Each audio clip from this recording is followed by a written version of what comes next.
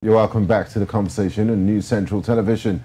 Now, looking at the African continent at large, French President Emmanuel Macron has embarked on a four-nation tour of Africa in a bid to improve severed ties between France and its former colonies. He declared that the era of French interference in Africa, known as France-Afrique, was well over. The policy of supporting authoritarian leaders to defend French interests after decolonization was a favorite target of Pan-Africanists who accused France of propping up dictators in exchange for access to resources and military bases. Macron assured that France harbored no desire to return to such policies and that sometimes the negative perception of France's intentions by some Africans was unfounded. Macron stated that France would focus on training and equipping allied countries' forces and that there would be a noticeable reduction in France's troop presence in Africa in the coming months. His current tour aims to further strengthen ties with the continent and demonstrate France's commitment to African development. Now, joining us for this conversation, we have Collins Nweke, a global affairs analyst. He joins us from Brussels in Belgium. We also have joining us on phone, Lester Wilcox, is a public policy analyst. He joins us from Lagos, Nigeria. Gentlemen, welcome to the conversation. Thank you. Thank you very much for having us. All right, I'm going to begin with you, Collins. Now, in his recent four-nation tour of Africa, President Emmanuel Macron stated that the era of French interference in Africa was well over. Now, could you elaborate on this statement and what it actually means for France's relationship with African countries moving forward? Obvious, Rita, that France under Emmanuel Macron is determined to rejig its foreign policy, more specifically its Africa policy. And so the pronouncement that he made during this four-day tour in Africa falls within that rejig strategy. Well, we can only hope that his message remains consistent, because in trying to do this, he had tried to disparage, for instance, other players in Africa, for instance, Turkey, saying that Turkey is actually, as a matter of fact, criticizing Turkey's, Africa approach. Now, that experienced a very, very serious backlash. Now, his current pronouncement probably is a departure from the strategy of criticizing other players who have, comparable interests as France in Africa. So I hope he means it, and I hope that he sticks to the message. So military, support, for instance, I hope when it is done, when support is given to Africa militarily, that it is done simply to curb the menace that resurgent groups in Africa are doing, and that the era of supporting despondent leaders to serve the interests of France is completely over and done with. And more importantly, and that's my last point on this, that their strategy of modeling Africa's, especially their former colonies, their economy to serve the best interest of France, that era is dead and buried. Because if it is not, well, it is simply rhetoric without content. Exactly. It's one thing to say, it's another thing to put those words into action. I'd like to bring in Lester Wilcox in Lagos. Now, Lester, how has France-Afrique impacted France's relationship with its former African colonies, and what have been the criticisms of this post-colonization strategy from Pan-Africanists? Why is France-Afrique not beneficial to Africans? Well, let me say I was taken aback by the pronouncement of Macron with respect to French involvement in African politics, or whatever it means by rolling back. That cannot happen in the shortest time. the way the French have closely tied the development of Francophone African countries to the apron string of France is not something that can be untied with just a pronouncement by Macron. Macron is the president of France today. He will not remain the president of France forever. And they are sure that the deep establishment of France will never relinquish control of African countries, which is under their apron string, to any other power. Because don't forget, there are so many contending powers for Africa. So many contending powers for Africa. And those that are taking root are those that were there during colonization. And the French have a lot of blood. Remember, the Francophone countries of Africa have a present system tied to France. And that is why they all use the same currency, the same tax. Now, sorry to interrupt you, Lester. I just want to come in here because of what you said. Former French President Jacques Chirac once said that if it wasn't for the resources of Africa, if it wasn't for Africa, France will be a third world country. So are you saying that President Macron is just pure rhetoric? Because is there a way you can codify this and, you know, go back? Because you rightly said that he's not going to be president of France forever, and another government, and France is really embedded in Africa. Economic ties are the safer, is tied to the euros and all of that. So what will it take? If France doesn't want to, if France says the era of France-Africa is over, can Africans not take it on their own to remove, to pull themselves off this apron strings from France and say, look, we're not interested anymore? The infrastructure to pull yourself out is not there. The political will to pull yourself out is not there. Because so long as African countries remain uncivilized with their governance structure, the infrastructure to pull yourself out is not there. Now, if you look at what happens in Africa of recent, and look at even the recent coups in some African countries, does it not have the touch of France? France has a touch in it. If not, how many Francophone, Anglophone African countries have witnessed coups since the advent of democracy? But it is gone in the Francophone, in West African region, you keep seeing these incidents of coup. And of course, if France is not interested, they will also. France cannot leave Africa because they have embedded interests.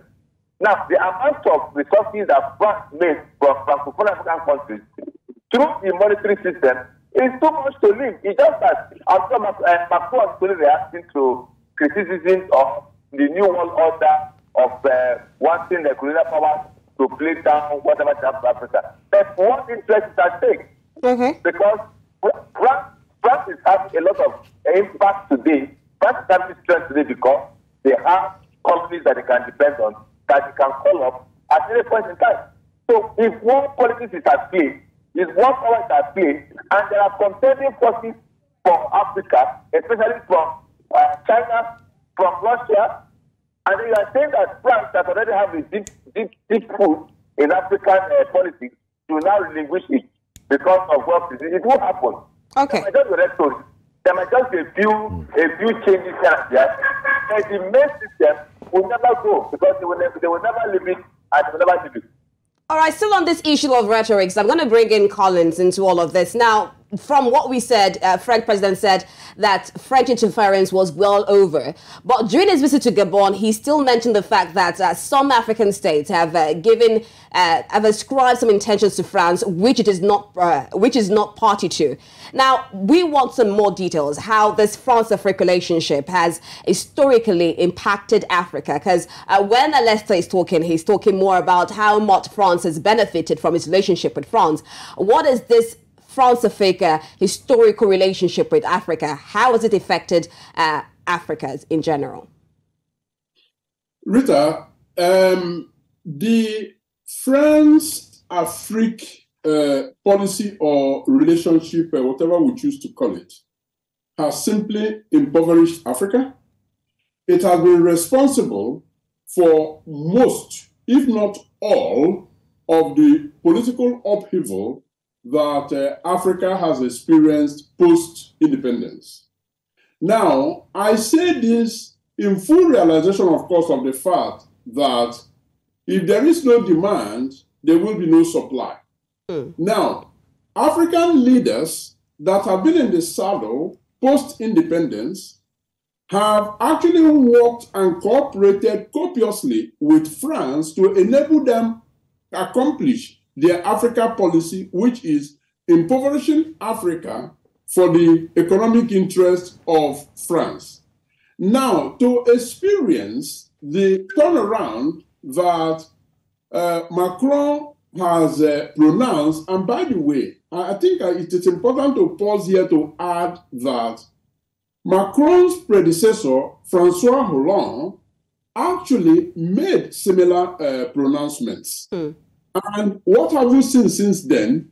It is actually more penetration of France into Africa's economy, meddling with its economy, and so on and so forth. So, you see, when he says these comments, I think Africans simply, well-meaning Africans, not those that they have perpetrated in power, those people simply say, okay, let us wait and see.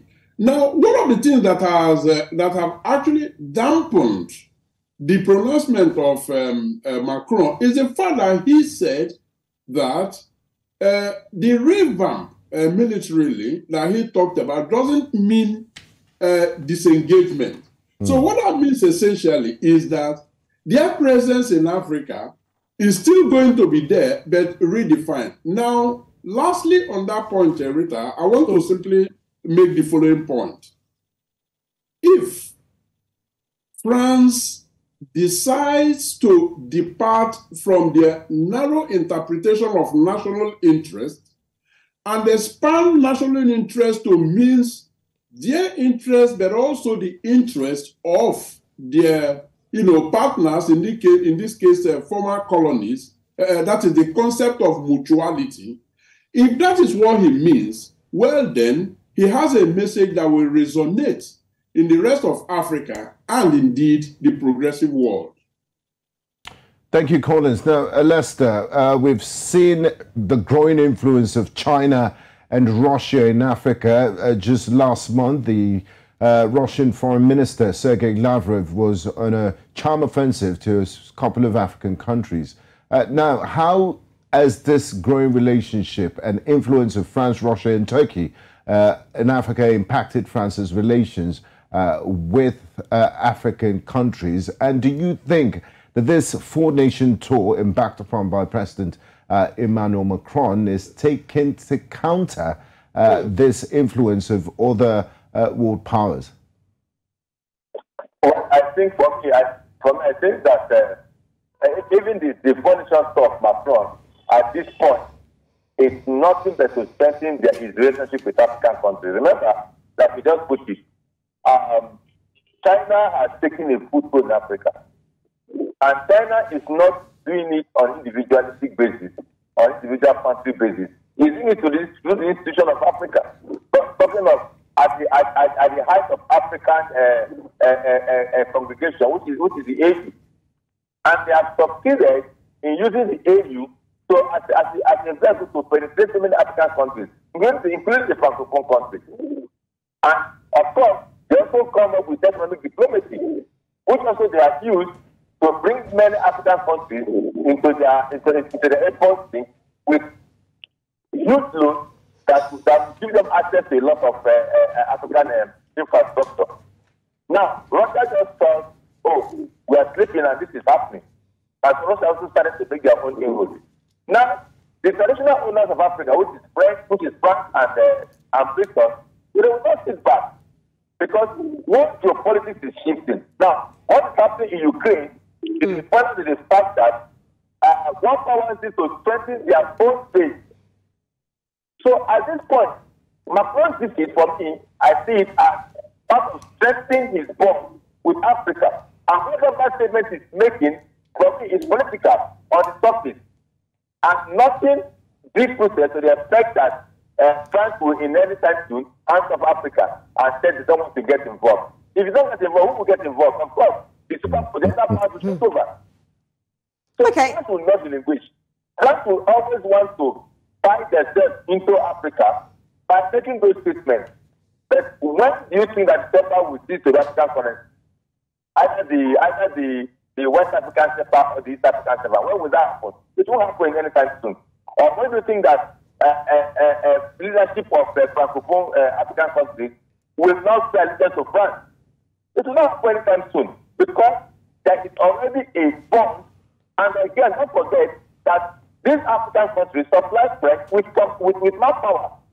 They supply France with manpower. Look at the French national team. Half of them are still white French men. So, Lester, we do not. Are you saying we don't have leaders, African leaders, in the mode of Sekou Touré and the late Thomas Sankara that want a complete emancipation away from France in this current crop of African leaders that we have? Some leaders come up once.